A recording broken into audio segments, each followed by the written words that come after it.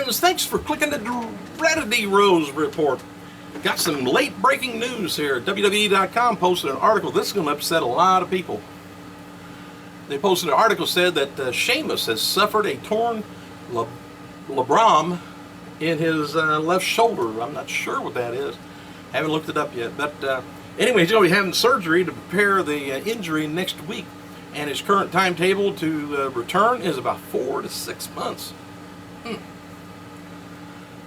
The article also mentions that the injury happened during the All-Star Money in the Bank ladder match, and has been kind of further aggravated him, ever since then. And this will be the Celtic Warriors' very first surgery, according to the man himself. Stay tuned; we'll have more coming that way. But it's going to look really weird on that powdery skin to have a scar on him now. Man. Scott Hall, Kevin Nash, they began their Outsiders World Tour in Sparta, Tennessee this past weekend. And they got a picture of them on the net posing together. And then after the party, they got together with Scott's son, Cody. I don't know whatever happened to him. He was down in Florida in developmental. I don't remember what happened with that.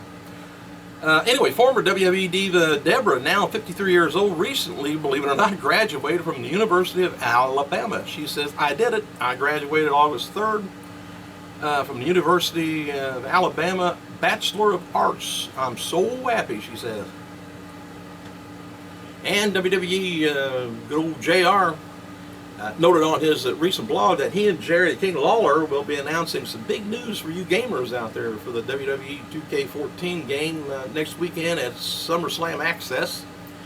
He says, Ross says, speaking of 2K Sports, we have big news coming out next Saturday afternoon at the Access. I will be partnering up with Jerry the King. Big news indeed regarding the WWE's newest video game, which I just told you about.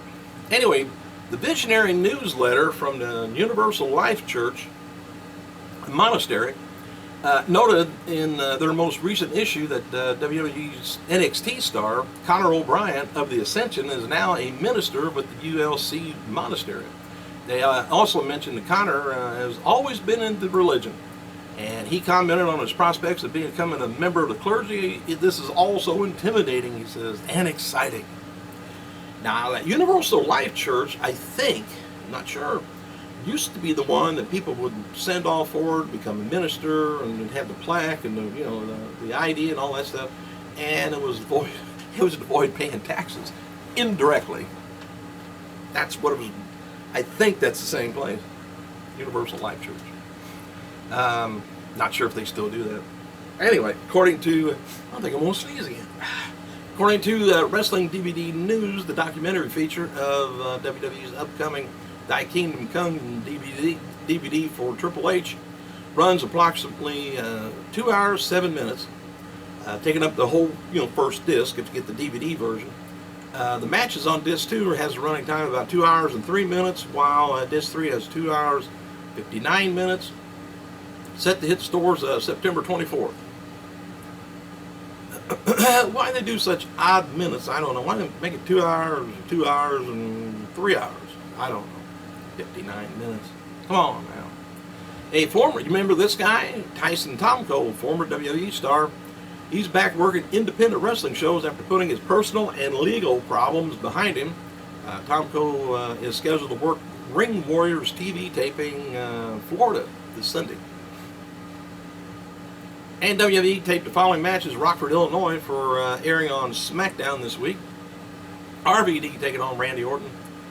Fandango taking on Kofi Kingston. Those two matches should be good, real good. And Daniel Bryant taking on Wade Barrett. And Kane taking on a three-man band in a handicap match. And Christian taking on Del Rio in a non-title match. And it's announced on Tuesday's WWE SmackDown taping from Rockford that Caitlyn and Dolph Ziggler will face WWE Diva Champion AJ Lee and Big E Langston in a mixed tag match action. And the match was made by SummerSlam host The Miz. Here's kind of updated card that's going on. WWE title, Daniel Bryan taking on Cena. And World Heavyweight titles, Christian taking on Del Rio. The Ring of Fire. Kane taking on Bray Wyatt. CM Punk taking on Brock Lesnar. And Cody Rhodes taking on Damien Sandow. Ziggler, Caitlyn taking on Lee and Langston. Alright, WWE taped the following matches in Rockford for tonight's main event. Mark Henry and the Usos taking on Seth Rollins and Roman Reigns and Ambrose and all that stuff. Oksana taking on Natalya. And Sin Cara taking on Curtis Axel. And dark match before tonight's WWE's taping saw Jack Swagger, well, last night, Jack Swagger and Antonio Cesaro defeat Tensai and Brodus Clay. Cesaro hit the neutralizer on Clay for the win.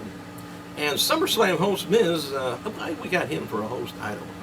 Don't have no match for him, I guess. Noted he was at Kmart headquarters in Hoffman Estates, Illinois today, possibly shooting footage for WWE partnership with the retail chain. The Miz tweeted, he says, at Kmart headquarters, Hoffman, Illinois, or Hoffman Estates, Illinois. It was like a great big ball. He said, had a blast there. Thanks to everyone off to Rockford for SmackDown. And with Kane off this fall swimming, I don't know if he knows how to swim or not.